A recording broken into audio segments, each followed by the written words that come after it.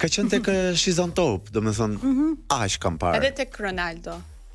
Ka pas një emision Ronaldo me Shqipen, Po, me Eriolën. me Franceskën, me Eriolën. Kuptoj. Aty nuk është se ka shkëlqyer shumë. Mendoj se ka shkëlqyer më shumë tek Shizantopi. Domethënë se ka pas vëmendje, aty ka qenë një juri më e gjerë. Aty kanë qenë vetëm 2 veta. Mua më duket okay si opinioniste, se është shumë ritmo. Open mind. Domethënë nuk ka frikë të jetë nuk më vjen fjala, më ndihmo. Por Po shtë të ndihmoj, di unë ç'po mendon ti. Inshallah nuk komentohet vetëm për veshjet. Inshallah ta komentojmë siç duhet. Okej, nuk të vjen fjala. Nuk ka frikë të jetë kundër rrymës, nuk është kurrë. Shumë mirë. Edhe foto janë pëlqeu se është nga pak herët që kam parë duke qeshur, kështu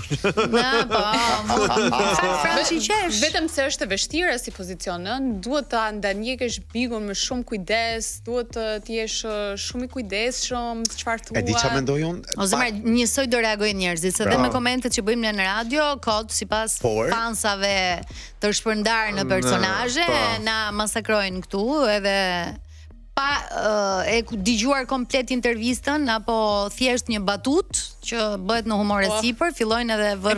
Merr veshti. Kështu që dihet ai muhabet, gocat që bëhen pjesë e reality-t, po dhe çunat, apo edhe ata që pranojnë të jenë të ulur në kolltukut e opinionistëve, besoj që i kanë marrë parasysh po. Po nuk është e lehtë. Nuk është e lehtë. Zemra, po mendoj çdo banor i Bigut që ka përjetuar një herë, mendoj se jeton në Big. Pra i ndjek edhe edicionet e radhës, siç ka ndodhur dhe me të kaluarit, dhe mendoj që Franceska normalisht ta ndjeki se edhe ka si pasion, edhe ka qejf si format. Si puna ime me që lidhem një herë dhe ndjek. Për Sardin do isha kurioz. Je kështu ti që ndjek? Ua, pasapi se duhet shikosh sezonin tjetër me këtë do.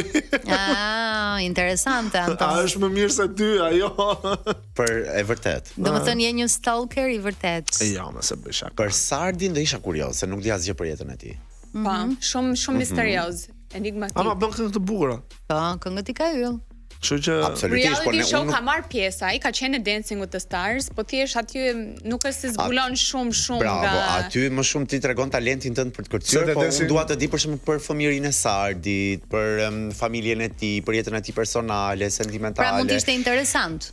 Po Jozi, si opinionisti tjetër i do ishte epik. I love Jozi. Sepse dje u bë një tjetër aludim, le të themi, po te goca dhe gra, dhe Jozi po ashtu e la të hapur, tha edhe mundet edhe s'mundet. Këta, si nuk e tha njëri troqolla, ore do jem. Edhe Francesca. Dgjoj, para se të nisi Big Brother, të tregoj një sekret që un kam një vit që e praktikoj. Çdo personazh i mundshëm thon kur e pyesin do jesh, mbasi nuk i diet, sepse në atë moment është Big Brother në vëmendje dhe të gjithë duan të marrin një cop nga ai keku. Nga keku. Edhe pse nuk kanë marrë asnjë lloj telefonate pas, edhe mund të jem. Ku i dihet? Edhe mund të jem. Është si puna e saj, un jam i lidhur, po ajo se di. Jozi është i madh, është gold, do ishte super për atë formatin.